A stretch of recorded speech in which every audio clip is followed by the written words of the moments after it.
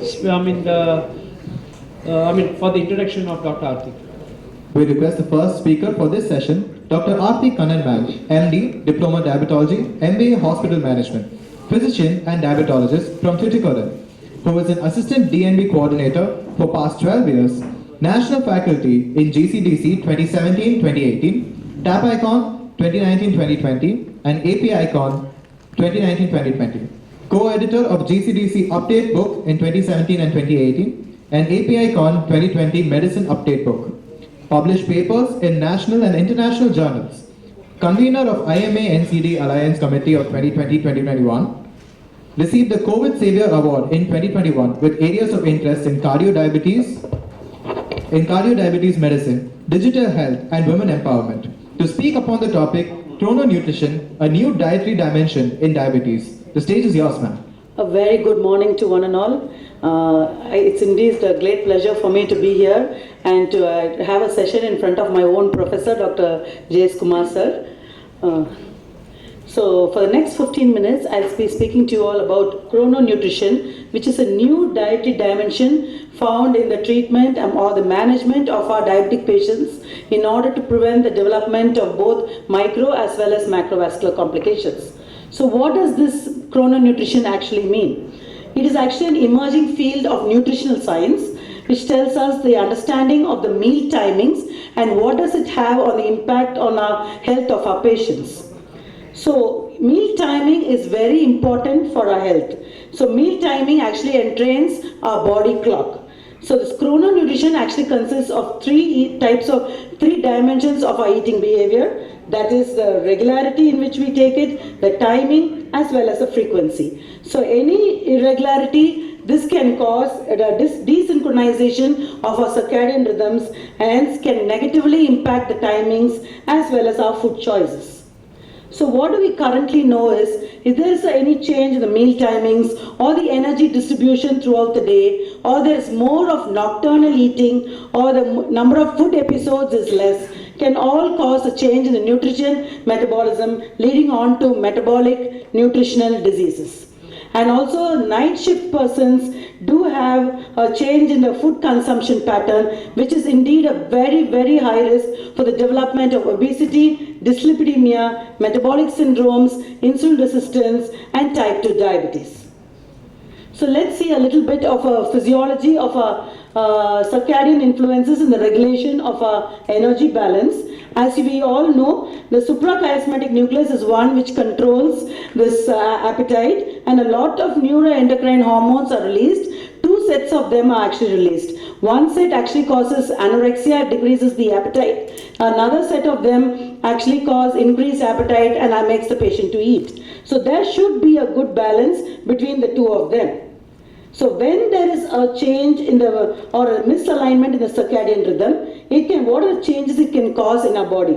So it can cause a high blood pressure, increase the lipid levels, leading to increased inflammatory markers, leading on to cardiovascular diseases. It can cause increase in melatonin synthesis abnormality, work-related stress, can lead to a disturbance in the sleep-wake cycle, leading on to neurological or mental disorders.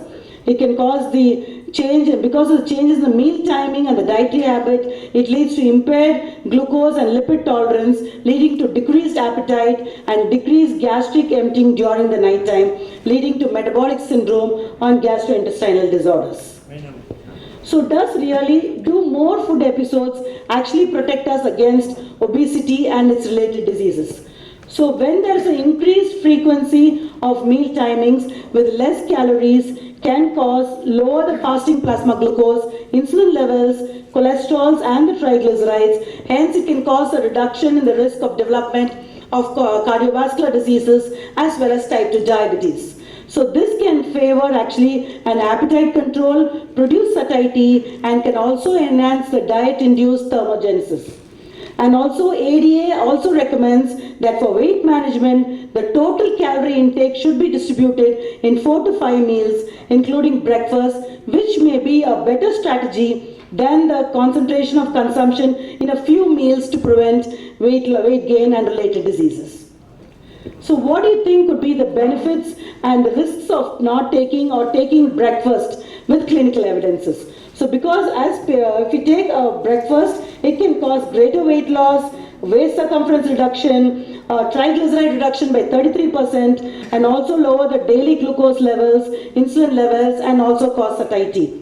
Whereas people who avoid breakfast, they tend to be more overweight, higher risk of developing CAD or stroke. It can worsen their glycemic control. It has negative changes in the lipid profile and satiety scores too. So regularly eating breakfast may link positively to sleep health in individuals with morning preference of food. So what are the risks of nocturnal eating?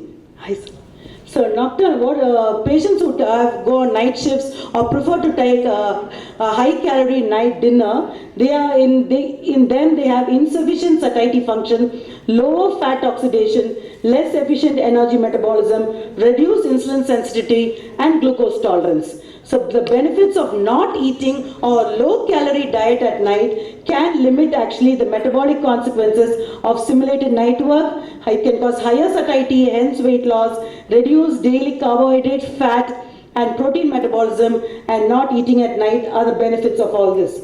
So ADA has also recognized the importance of meal timing, and they suggest that consumption of more energy throughout the day may be preferable to evening consumption of food. So let's see what is the chrononutrition's influence on energy expenditure and body weight with clinical evidences. So this is the big breakfast study of a research which is in progress, which is done with key objectives to understand how altering meal size, especially morning versus the evening distribution of energy intake, affects the energy metabolism, and also to determine the underlying mechanisms of energy balance and the influence of the circadian biology. So in this big breakfast study, the early evidence does support morning loaded energy distribution as a beneficial strategy for weight control, and also it explores a mechanistic basis to determine the contribution of the endogenous circadian system to energy expenditure and energy balance too. And also it addresses the metabolic health, that is obesity, via implementing dietary guidelines in the meal timing itself. So what is this early time restricted feeding? So early time restricted feeding has also found to improve the health of our patients. So as you can see, it is found to increase the insulin sensitivity, improves the beta cell function, lowers blood pressure and oxidative stress, lowers the desire to eat in the evening, facilitates weight loss, and also improves the health even in the absence of weight loss. So patients or people who prefer to take food from 8 a.m. to 8 p.m. or extended fasting they take from 8 a.m. to 2 p.m. do have a beneficial effect on weight loss, as well as it also improves their betterment of their health too. So what is the role of this diabetic specific nutrition in chrononutrition? We shall see now. So as we all know, we need to take a balanced diet. What is this balanced diet? It should contain sufficient amounts of carbohydrates, proteins, fats, vitamins, minerals, and fibers, all in the right proportion. And the recommended dietary allowance is depending on the sex, age, life stage, or physical condition of the patient. They recommend nutrients as per the guidelines. As you can see here, according to the National Institute of Nutrition, they say you should take cereals and millets about 30 gram per portion, fruits and vegetables 100 gram per portion, pulses and dairy should be 30 and 100 gram per portion, and fats and sugar should be very, very less than 5 gram per portion only.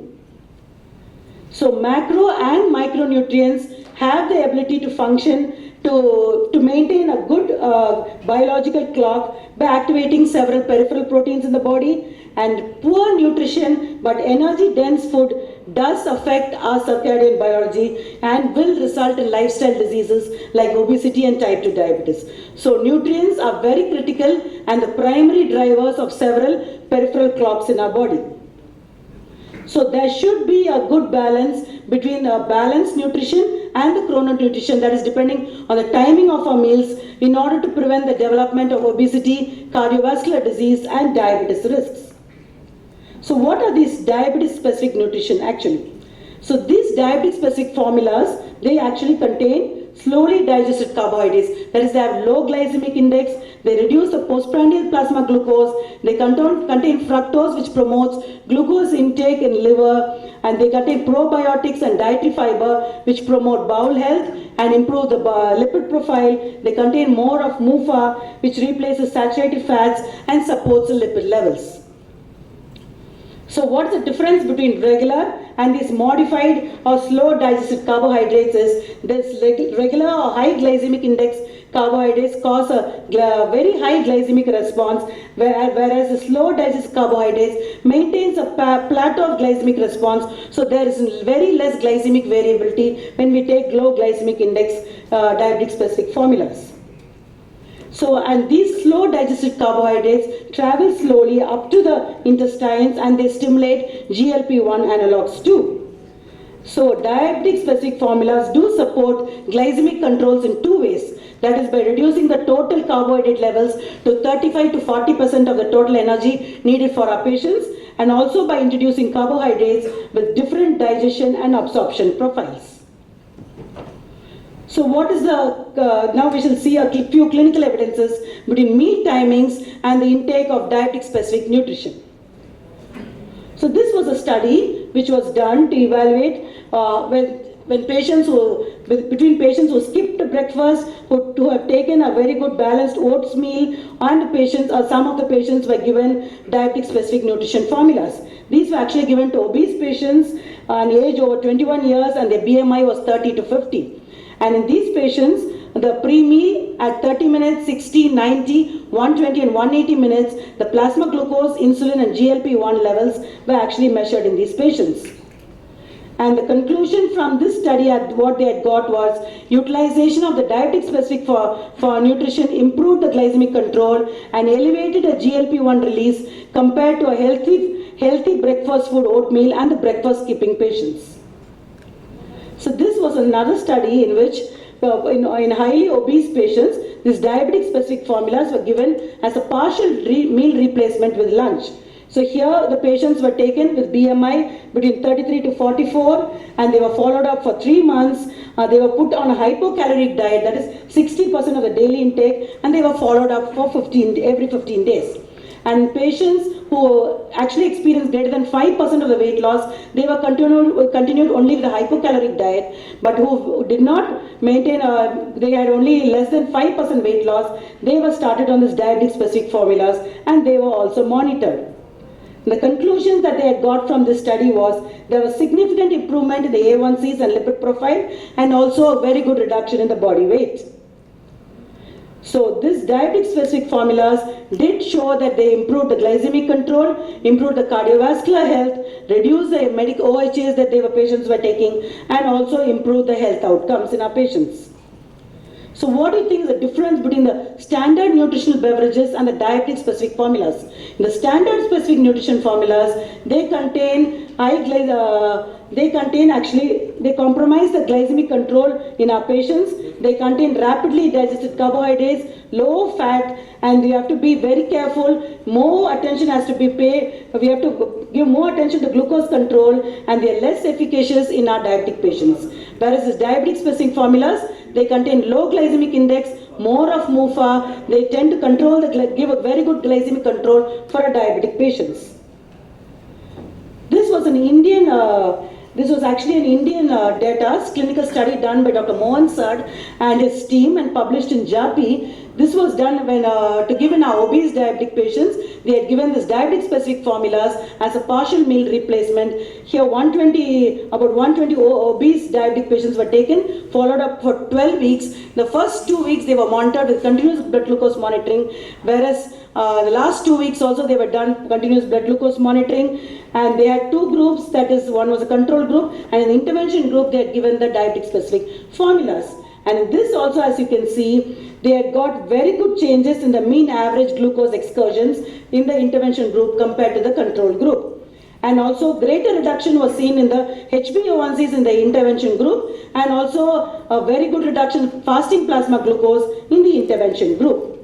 So the take-home message today from my talk will be, nutrients do play a significant role in chrononutrition. Nutrients are very critical and primary drivers of several peripheral clots. Chrono-nutrition demands not only timely ingestion but also an adequate supply of both the macro and micronutrients. Poor nutrient intake may disrupt the circadian rhythm, resulting in lifestyle diseases. In addition to the amount and content of the food, time of ingestion is also very critical for well-being. Circadian rhythmicity influences the essential process of metabolism and energy expenditure. Morning energy intake has substantial health benefits. Feeding time helps to decide on the expected benefits of diabetic-specific nutrition, and partial meal replacement with diabetic-specific nutrition is one strategy which helps obese diabetics to lose body weight easily. Thank you very much for your patient listening.